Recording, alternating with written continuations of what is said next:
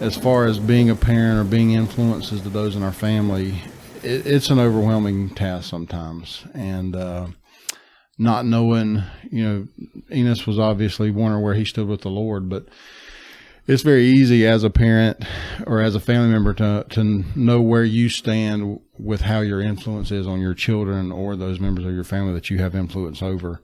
And not knowing what kind of job you're doing, but again, not knowing how old he was, it was at this point in his life when he said in verse 3, those words which he often heard his father speak concerning eternal life and the joy of saints sunk deep into my heart.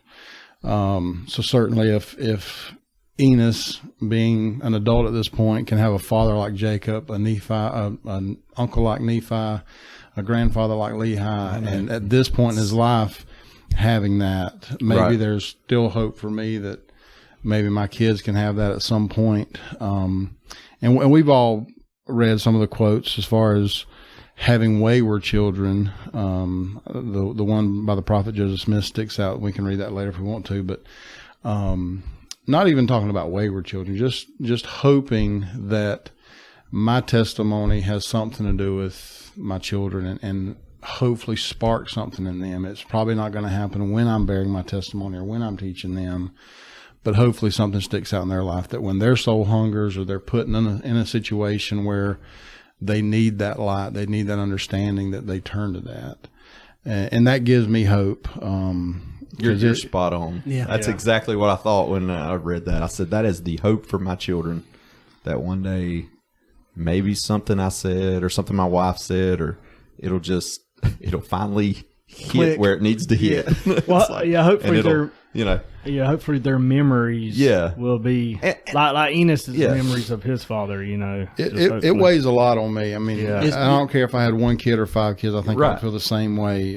It doesn't make a difference to me because ultimately they have their own free agency. They're responsible for their salvation, but it is on me and my wife to be influencers, to instruct them in the way that they should go as the scriptures teach us.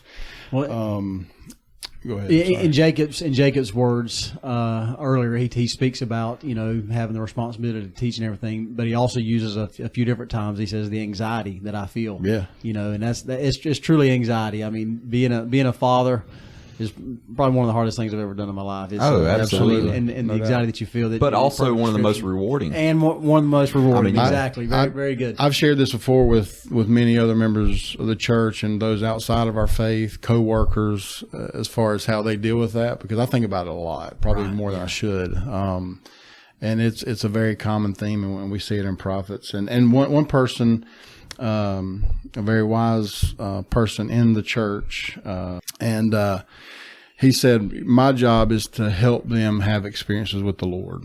It may not be my teachings that might do that, but if I can put them in situations to have an experience with the Lord, that's when they're going to feel the Spirit. And I think that's what it boils down to for us. I think there's a quote I've heard, and I can't quote it right, and I can't even remember who said it, but it was something to the effect of children learn when they're ready to learn. It's not necessarily when we think they're ready to learn, or when we're ready for them to learn. I mean, you know what I mean? We're always ready, but it's like it'll happen for them because all of our kids are different. We all have several kids, so they're going to pick up things. Sometimes they pick up the thing that we weren't even emphasizing, but that became profound to them, and it's like, well, that's good. But so it goes back to that. We want them to have those moments where they feel the Spirit, where they, that's what's important. We want them to remember those things. That's like I say, this verse 3, man. That's the hope of every father, every mother, is that our children will remember what we're trying to teach them. Right. If y'all don't mind, I will share this quote by Joseph Smith. This was given by Orson F. Whitney in an address about what the prophet had declared. And he said that Joseph Smith never taught a more comforting doctrine, that the eternal sealings of faithful parents and divine promises made to them for the valiant service in the cause of truth would save not only themselves, but likewise their posterity. Though some of the sheep may wander, the eye of the shepherd is upon them, and sooner or later they will feel the tentacles of divine providence reaching out after them and drawing them back into the fold, either in this life or the life to come.